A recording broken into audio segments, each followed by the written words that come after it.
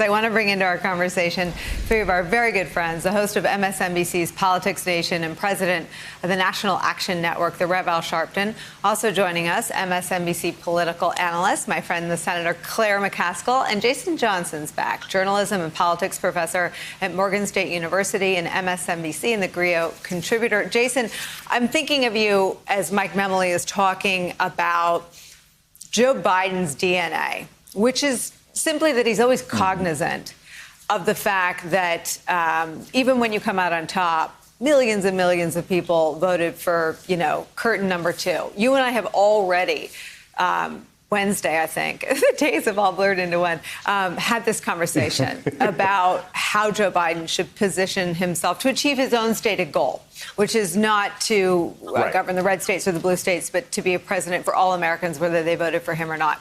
I wonder what you think as Joe Biden is being deferential to the traditions and the practice. I mean, let me just assert this, too.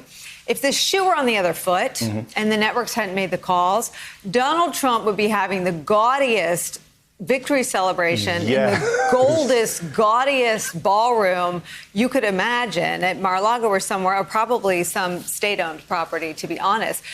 So Joe Biden is reverting back to norms and traditions, and I wonder what you make of it. Yeah, I don't like it at all. And here's why. One, yes, if the situation were reversed, Donald Trump would be doing, donuts on the White House lawn right now and throwing out MAGA hats. And we don't know that he's not, to be fair. Right.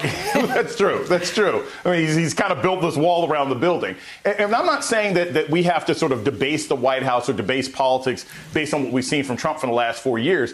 But, I would like to think, and maybe he's just doing this now until it's official, but it's like, dude, you won.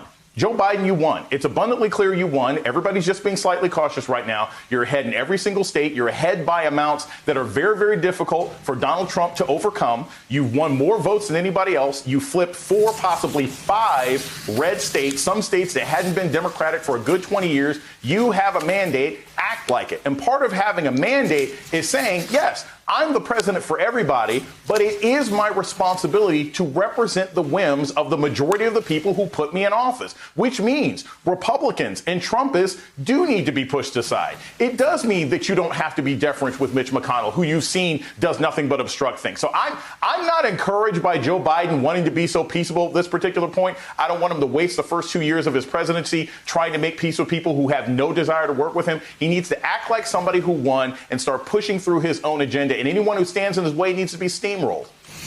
Hey there, I'm Chris Hayes from MSNBC. Thanks for watching MSNBC on YouTube. If you want to keep up to date with the videos we're putting out, you can click subscribe just below me or click over on this list to see lots of other great videos.